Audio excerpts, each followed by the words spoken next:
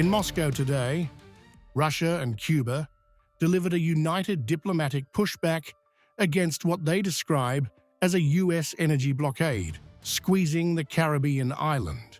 The message came as Havana's top diplomat arrived in the Russian capital for high-stakes talks with President Vladimir Putin and Foreign Minister Sergei Lavrov, spotlighting deepening geopolitical fault lines over energy and sanctions. We have always stood by Cuba in its struggle for independence, for the right to develop along its own path. We have always supported the Cuban people. And now is a special period with new sanctions. You know how we feel about this. We do not accept anything of the sort. The position of our Ministry of Foreign Affairs is open, clear, and unequivocal. Cuba's foreign minister flew to traditional ally Russia amid a severe fuel crisis that has paralyzed power grids, rattled daily life, and plunged the island into critical shortages. Shortages intensified by Washington's effective cutoff of Venezuelan oil supplies. Moscow made clear it stands with Havana in defending its sovereignty and security against external pressure. And I would like to express my special gratitude for the Russian solidarity that has been firmly expressed by you and the Russian government, the Minister of Foreign Affairs, in the face of the tightening of the blockade of Cuba and in connection with the recent energy siege, which is causing suffering to our people and creating very difficult conditions for our economy.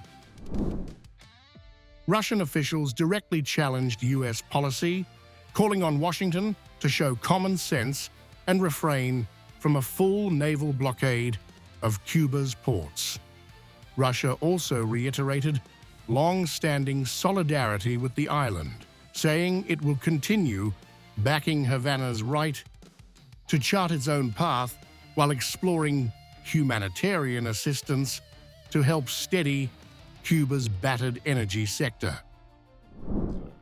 Together with the majority of the global community members, we urge the United States to show common sense, a responsible approach, and to refrain from plans of a naval blockade of the island of freedom. The confrontation highlights a widening diplomatic rift as Cuba reels from fuel shortages and U.S. sanctions have tightened around its remaining oil sources.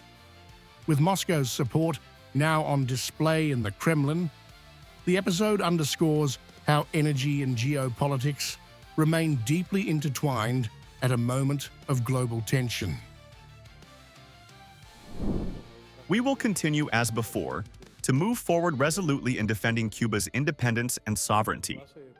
We will maintain the course chosen by our country and will continue to seek effective solutions for our economy. We will continue to work on its recovery. We will always be ready for respectful dialogue on equal terms with any country.